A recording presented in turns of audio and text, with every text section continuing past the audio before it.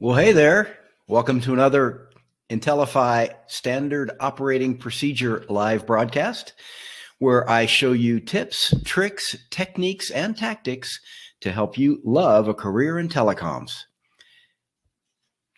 Today, we're doing the second part of a multi-part series. Not sure how many parts it's going to have. It'll take as long as it takes. We're covering the project tracker. Project tracker is when you've been given a task that has a bunch of steps in it, but you've not been given a project manager to help you run it. You got to do it on your own. So a good example would be like a firmware upgrade in all the base stations in your sites, or eNode Bs, or across the whole network, or maybe a second carrier in a bunch of sites. Any short checklist of tasks that have to be done over and over and over, that's a great job for a project tracker. Fully automated, great output, minimal input. You do it very quickly and you get some good output. So that's the project tracker that we're working on now. Let me do a little bit of admin here. Make sure everything's turned off. And let's go. Let's see. Yeah, so, I got to tell you before we get started, though, yesterday we had a terrific webinar. We had Gaurav Goyal was our guest expert on the topic of 5G and network slicing. We had almost 800 people register for the webinar, and it was really terrific. Gaurav's presentation was dynamite, and the engagement and the questions from the audience, really fabulous. Very, one of our best webinars for sure. The recording is online. If you didn't get a chance to see it, I'm going to give it to you. Here's where you can go to see the recording.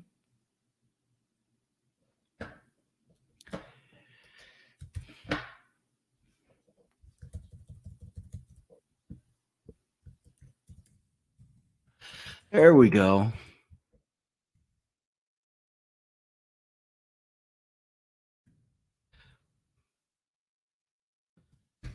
There we go. There's the recording.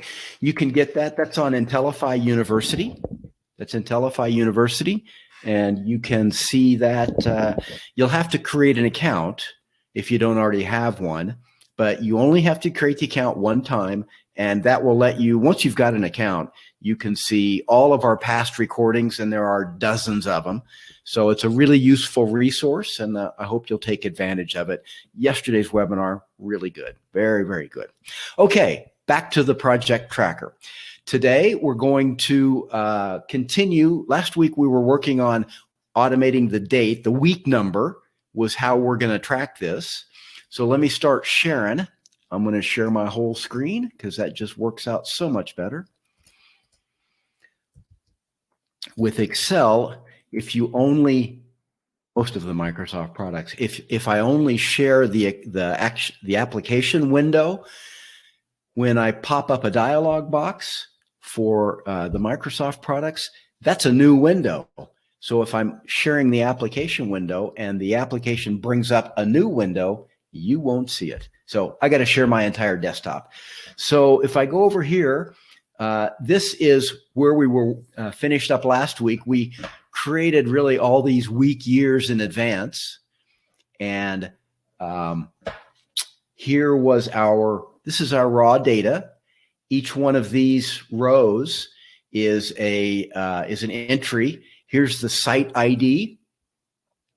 Here's the task that we completed. And this is the date it was completed. So last week, we completed the week number. Let's see here. We got started. Here's the week number. And as new data gets added, what I want to say there is this string of week numbers, they're in order, but they're independent of the data. This is just the week number keyed off of, is it this date? Yeah. Keyed off of the data that's inside of our tracker. And we did this. We just got started with this. These are the week numbers. So I'm showing for the past 10 weeks progress, but I don't yet have that. Let's come back to our updates. We need to do a couple things. First is let's organize all these updates by that week number. And that's pretty straightforward. Here we're going to do, this is the year week. And you know, I always love to do my colors correctly. And then this is going to be, the formula is we're creating a year week. And I tried to save a little time, so I've got it here. How are we doing? Year week, I'm checking my notes here. So we can do it. What we're going to do is we're going to take the year and the week from this date. So 23 October, and basically it's, you need the concatenate function or the concatenation operator. Myself, I prefer the concatenation operator, but maybe you like concatenate as a function. So I'm going to do it both ways. Here we go. There is the, I'm just doing it like this so I don't have to type it. I'm sure I'd make a mistake if I typed it. So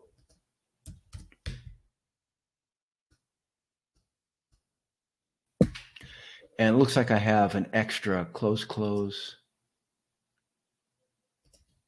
extra parenthesis. Oh, sorry. I pasted from another workbook and it wasn't the same column count. So let's change that. We're using our column E for our dates. So there we go. There is our year week num. And of course I purpleized, oops, wrong one. I purpleized the font. I want to purpleize the background. There we go. And I can just double click this fill handle, but I'm not there yet. If you, this is the, can you see that? Let me make it bigger for you.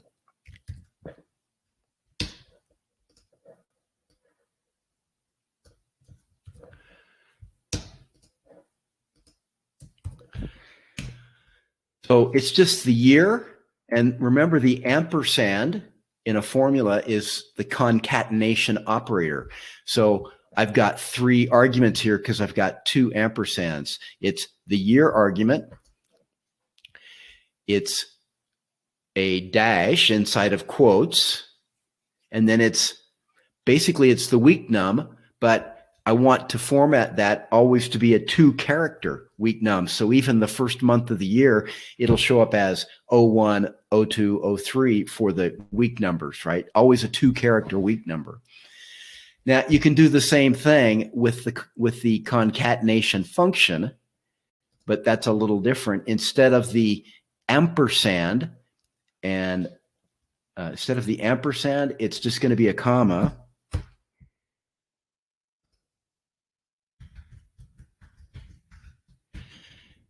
Comma, because these are all just arguments.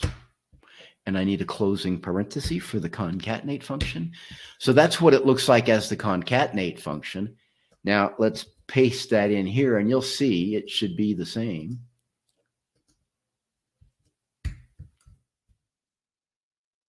E2? Sure. So there you go. There's the concat. This is with the concatenation operator, the ampersand, and this is the concatenate function, which is just a function with an argument list separated by commas. The arguments are separated by commas. Whichever you prefer. Myself, like I said, I'm a concatenation operator type of guy. So I can fill this down now simply by double clicking the fill handle. Right there in the lower right-hand corner is the fill handle. Oops. And now it fills all the way down. Yeah.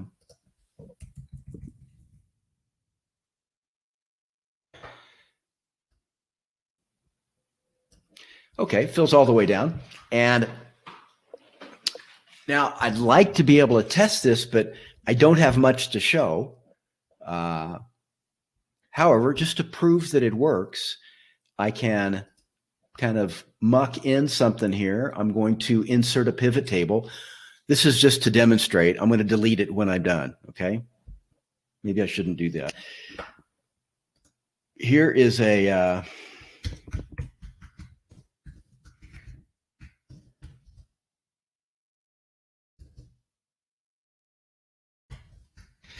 let's do a pivot table that shows the tasks that are completed.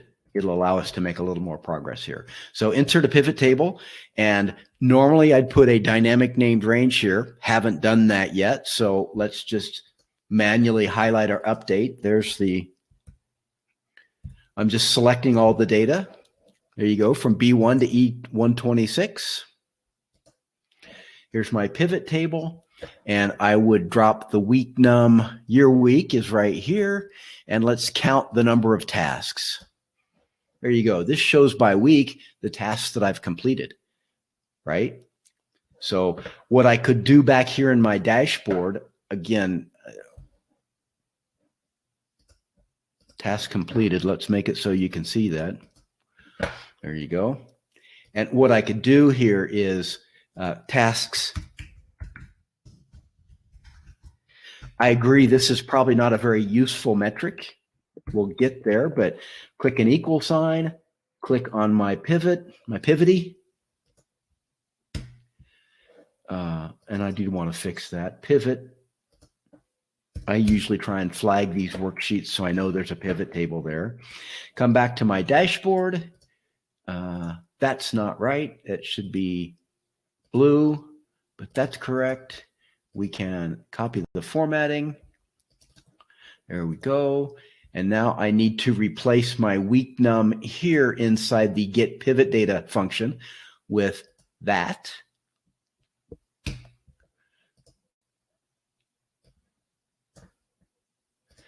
Now, what that means is the week 49 in 2018 means there was no data. The get pivot data function always returns a ref argument when there's no data. And we can look. Yeah, see, I have a gap here. No week 49. See that? No week 49. And I guarantee if we came back here, week 47, there's no week 47 either. Sure, you can see right there, no week 47. There's 46, and then we jump to 48. So I think it looks bad to have those kind of errors. And you can, at any point in a project, you can have a week with no data. So I generally will wrap another function around the get pivot function, just in case there's no data. I can trap it and display something controlled, something I want. Usually that's a blank. So the function I use is if error, and I would show nothing. So two quotes together, two double quotes side by side will display nothing. It doesn't change when there's data, when the get pivot data function returns a value, but it does overwrite the ones where there's nothing, and it just displays a blank. So what that shows a couple things is I'm counting the number of tasks that were completed each week, and I can use these week numbers that I created here in my config. It's these week numbers. Yeah. That's all working. So now let's do something useful. Oh, before we do that, let's come back to here. Remember when I created this, I just hard coded in the list. Well, I'm going to be adding in data every week as the project's complete, as these checklists are run. So I don't want to hard code the data. I want my data to expand as I add data. I don't want to have to update that every week. So here's how we do that. It's a dynamic named range. Formula, I come to the name manager, create a named range. I'm going to call it, this is the updates worksheet. So let's call it updates. Got to pick a useful name. It makes it easy to track. And then offset function, right? Remember, it always starts, these dynamic named ranges always begin with the offset function. And I start in the upper left-hand corner of the data. And then there's a total of 5 arguments to offset. So the first one is this upper left-hand corner. That's called the reference. And then is there a rows offset from that reference point? In this case, no. So it's a 0. There's also not a columns offset. So that's also a 0. Now I want the height in rows. Well, I always use a count function. And let's do count. Let's do count A. There's two choices here. Generally, there's two choices, count and count A. Count will return the count of cells in the range that had a numeric value. Numeric. So if there's text in that range, text in a cell in that range, count won't increment for that one. Count A will. Count A is just any non-blank cell. Even if there's a space character in the cell, count A will count that. So in many cases, count A is a little more flexible. So let's do that. Count A, and I'm just going to key on the date function. And I have to do the same for the columns. Now, this is, I don't know if we've done this before, but I could just type in, it's a 4-column range right now. So I could just type a 4. But I'm going to add more columns. I guarantee it. And I don't want to have to keep changing my named range. So we're going to take the same approach for the column count as we just did for the row count. Row count is the height in rows. Column count is the width in columns. So let's do count A. And that's just going to be column 1.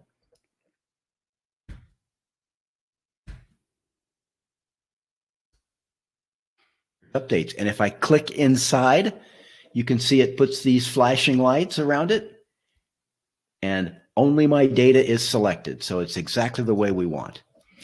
I can test that out by changing the data source here to be just updates. If you choose the name of your named range well, you save your time.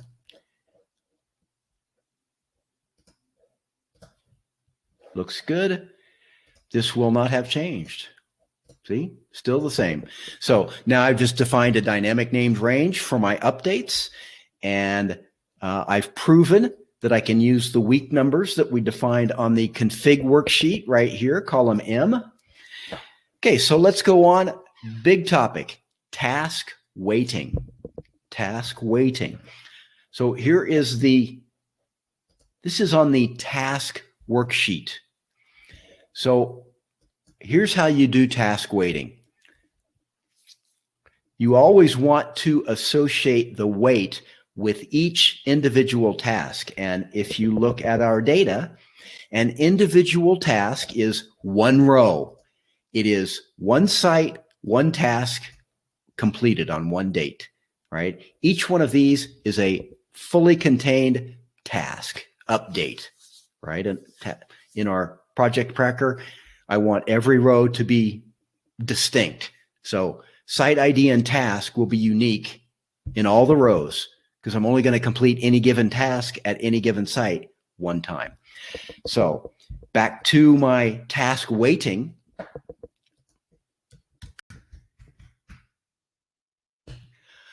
I can give a weight to my tasks.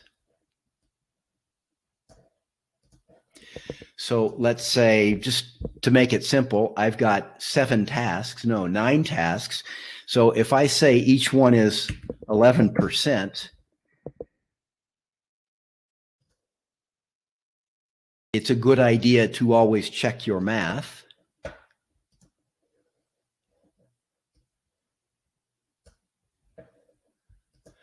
But I've only got 99%, so I need to make one of these 12 to be 100. Now, that just checks the math is all that did. What I really need to do is task by task, estimate how much of the entire project that task requires. So here's my first task, pad ready. Let's say that's a 6, right? And then my second task is installed. So that's a 7. Maybe my third task is the DC and the AC. Let's call that an 11, right on the average. 4. I'm just going to keep going here. 4, 5. Antennas, maybe they're a little more than average. Backhaul, call that a big deal. That's 16%. 6, 7.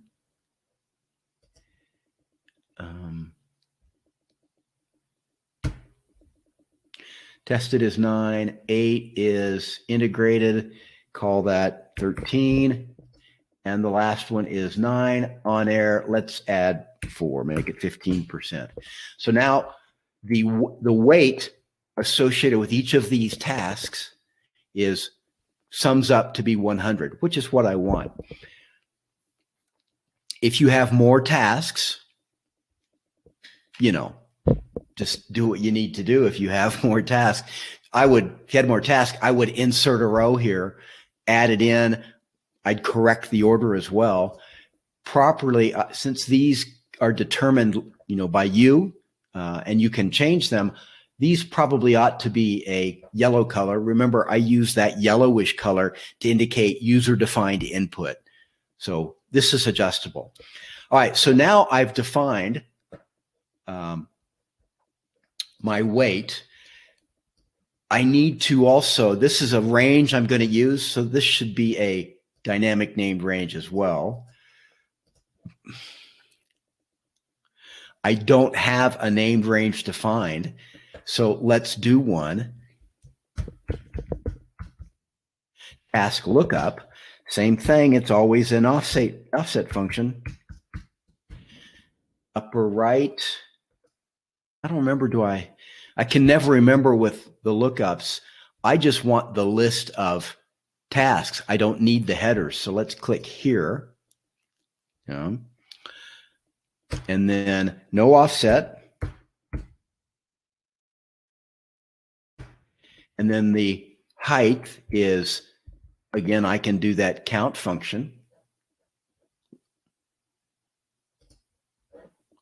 Count A function, sorry. Count A. To be careful here though, because I have this extra row that I'm not, if I just do it like this,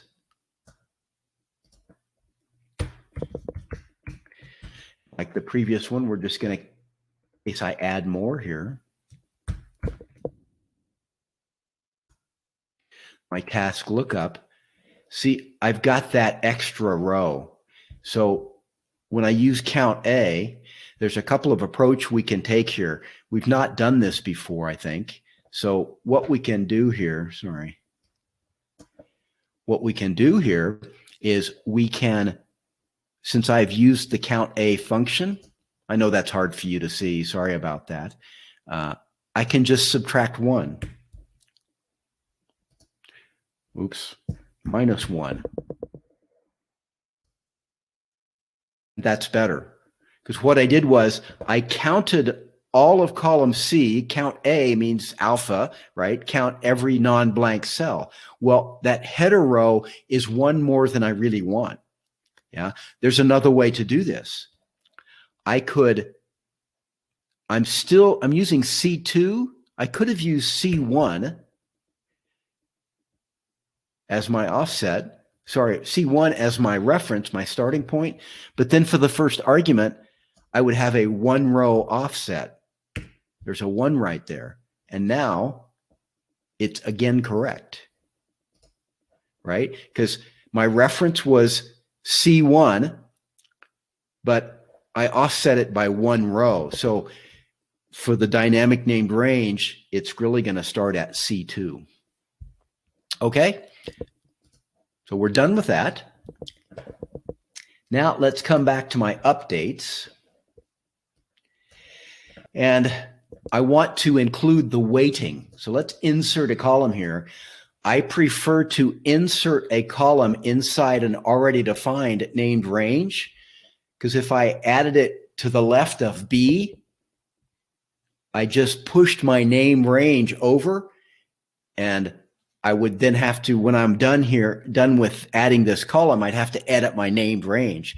By inserting the column inside the named range, my named range will automatically expand, right? So I insert the column instead of putting it in front of B. I insert it inside that named range. So this is going to be the task weight.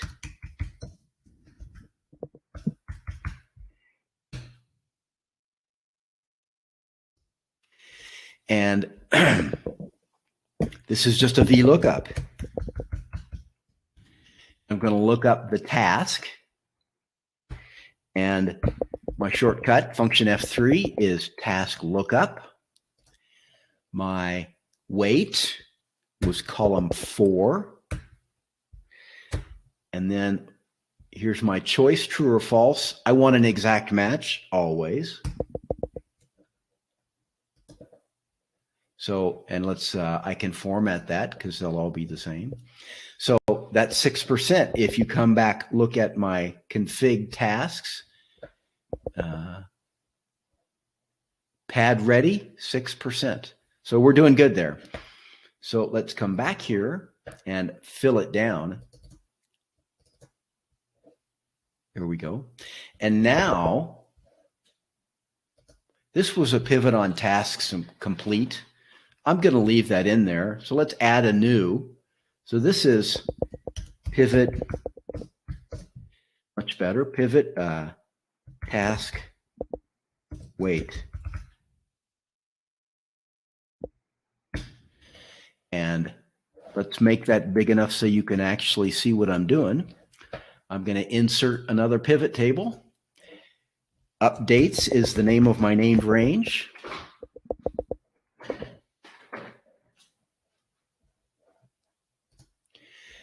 And here's my year week. And my, oh, I need to refresh it because I haven't refreshed the pivot table since I added that column. So I'm going to refresh the pivot table and you'll see task weight will pop into my field list.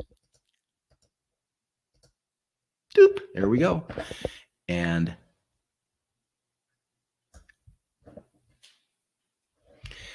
I can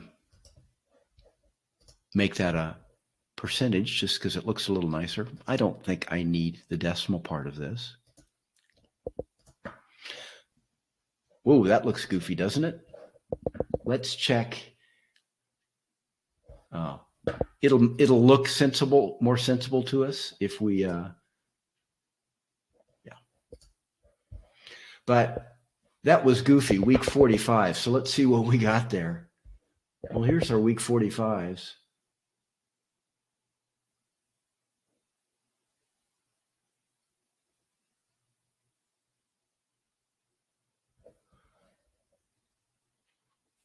Basically what it means is I've got some data that's not quite right.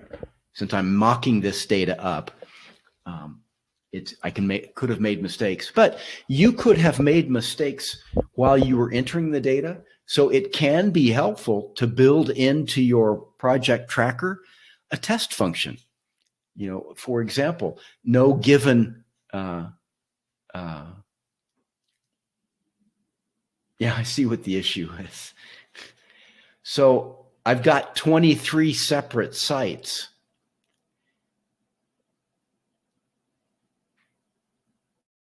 If each of the sites is weighted at 11%, if they're all done, 23 times 11%, that's the weight for that task. That's more than 100%. So that's a bit of an issue. So although it's correct that this is, you know, it's 11%, this step is 11% of the task list for one site, I can't just add up the task lists. So what would be more sensible probably is if I do this, is I do it by site ID, and then it would show, you know, this total on the column would be how much. This is a correct value for site 1. It's 47% complete. Site 11 is only 6% complete because there's nothing else done there. So that's okay to leave it like that. But out here, I can't do this. I can't sum it by rows because this just is, you know, how much work was done in a week, but it doesn't have a meaning. It doesn't have a meaning. So let's take a note here.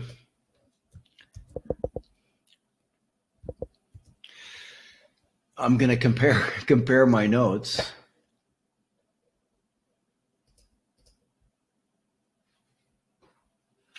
So I don't think I ever used that anyplace.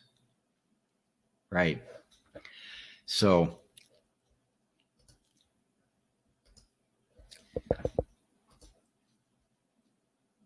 the task weight of itself is not very useful, I don't think. But what would be useful is there's 23 sites, right? So if I divided this weight by 23, if all 23 sites were done, it would again be 6%. So I'm going to divide the task weighting by the number of base stations, and that will give us the percent of the project that is complete. Let's add another column for that. I don't think we need task weight. Doesn't matter though. So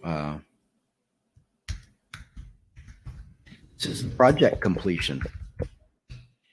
And I can make this column F because that's the task. Now, if I fill right, it's still column F, but now I need to divide it by the number of base stations. Well, I didn't do that. Here's my number of, where's my base station? It's out here, right?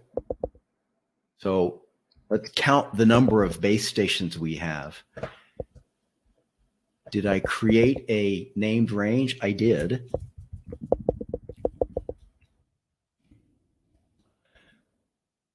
So formula, well, you could check up here on my updates, right? Oh, I haven't done that yet. I haven't. Check the formula. Did I define a name? I did not. So we have to do that first. We haven't yet required, although our updates includes the base station number, I haven't done anything with that information yet. So let's come back here and let's do something with that information. First, we need to named range for the base station lookup. I'm going to delete that because we didn't actually use it. I think I was just making an example. So,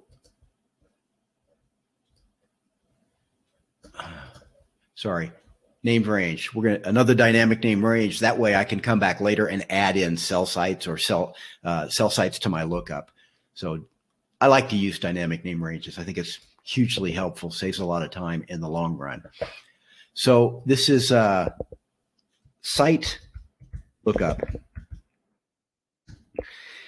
equals offset. And we just went through this with the task lookup, right? There's my range, but I want to do a 1 row offset, 0 column offset, count. Let's just do count because it's a numeric site ID, count. And then I cannot do a count A here. Why not?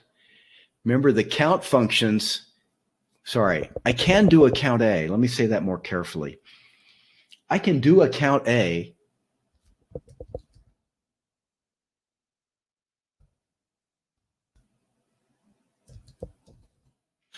do a count A or a count function, but remember those work because I normally use a column or a entire row as the argument, but on this worksheet I have a bunch of data defined. So like if I wanted to define my number of columns using count on the row 1, I would also count over here. It would also be counting over here. And I don't want to do that. So this is another good reason why it's a good idea to only do one thing per worksheet. You end up with a lot of worksheets, but it's easier to navigate a worksheet and understand what that worksheet shows you than it is to try and sit there and puzzle out which part of the data on this worksheet is the part you're looking for. You can get really complicated worksheets like that, and it's just a lot simpler if you do basically one thing per worksheet. So let's do that. I think that's probably the best solution here. Let's do config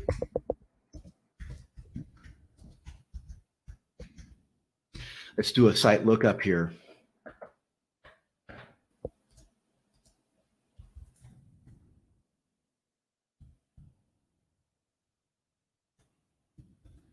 I'm going to cut it and paste it. Make it so you can see it. And I'm also going to freeze that top row so it doesn't run away from us. And now I'm going to define my named range. Site equals offset. I'll do that one. 1 row offset, 0 column offset, count for column B, and count A for row 1.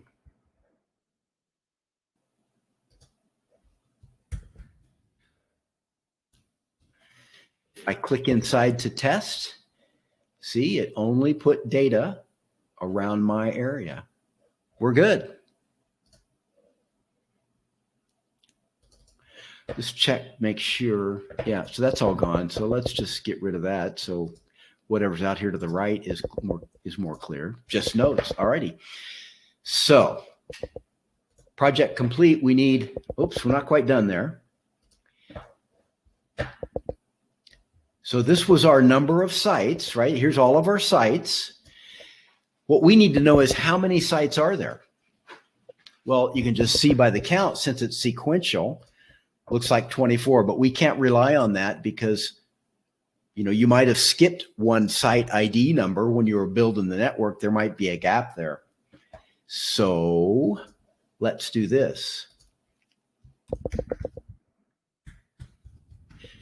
Site count, what is that? Well, since our site lookup is just the number of, just a row for every site, how about we just count the number of rows? Equals rows, site lookup.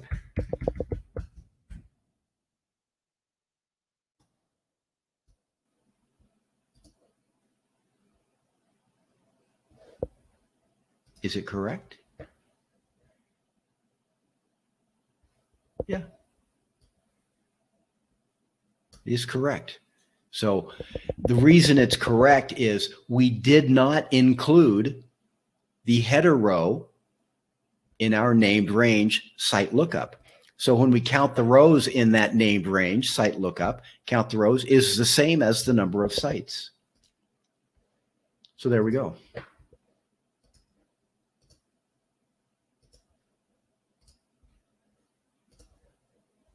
And that's purple because we didn't do it manually. Okay, so as we come back here to our updates, remember we wanted to understand what was the project, what this site and task, what did it contribute to the project completion? Well, it contributed the task weight divided by the number of sites.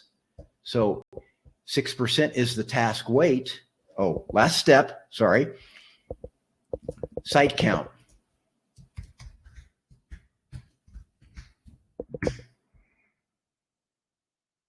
Site count. So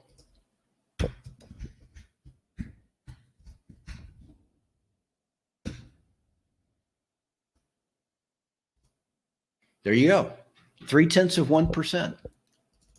Now, if I come back to my pivot task complete, sorry, pivot task weight, and refresh that,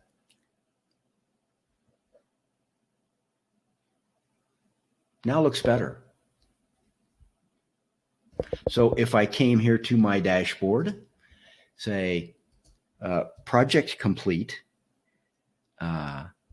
we have to be careful here. This will lead to the next step. I think we've got time for it. So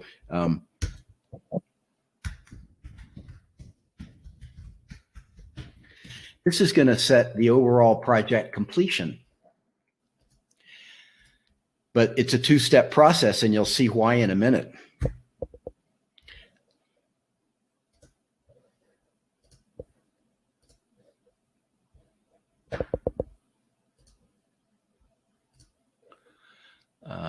Here's my week. And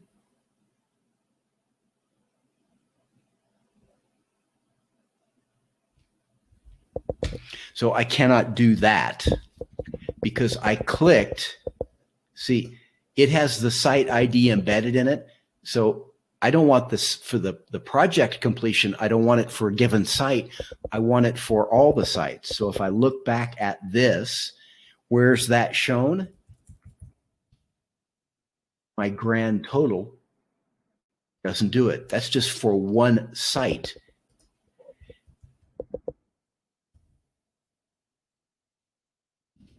My row sum, row total, also doesn't do it because that's the work done in a given week.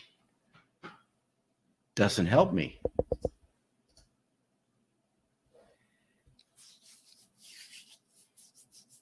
So what I need to do is I think I need a different pivot table.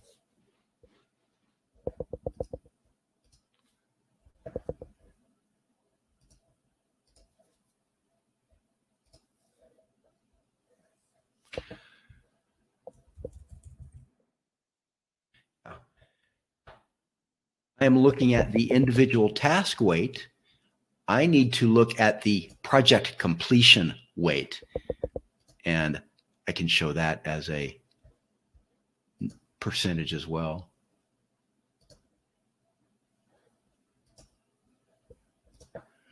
Looks better. So now by week, I can show how much of the project was completed. It'll never be more than 100%. So come back here to my dashboard and click in task weight.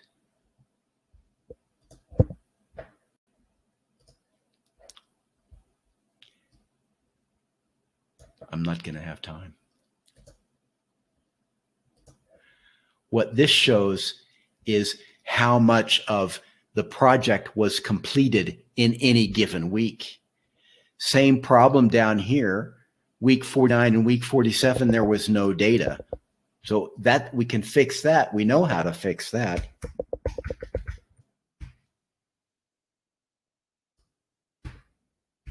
Use that if error function that if the get pivot data function returns an error, it means no data, so just make it a blank. Tremendous. But that's not really what I want to see, because this shows how much was done each week. I would probably want the sum.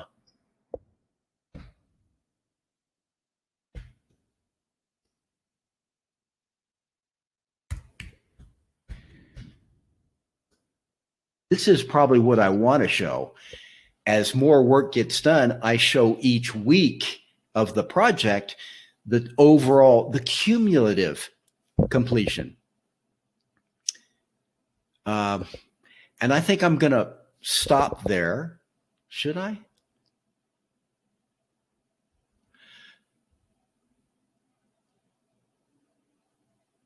All right, let's go forward. I got 15 more minutes. I'd like to use that because task weighting is important. I can finish it here and we'll review it again next week. Okay. So I don't want to put it like that here, right? Because that's not, if I do it like this, I'm going to lose, you know, what happened the week before, right? It shows I'm 20%, but that's just in these 10 weeks. What if there was data earlier? So really what we should do, and now I'm going to break a rule. Nope, I need to think about this. I haven't gotten this far in my practice, so I don't have the answer. I can't explain it cleanly or clearly. So I think we'll break right there, and we'll pick up with this next week.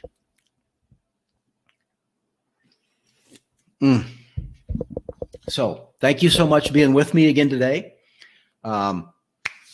If you would please, let me do some housekeeping here. Stop sharing. First, let's save this. Back here, I'm going to stop sharing. I thought I was going to stop sharing. There we go. All right. So a couple of quick things here is be sure and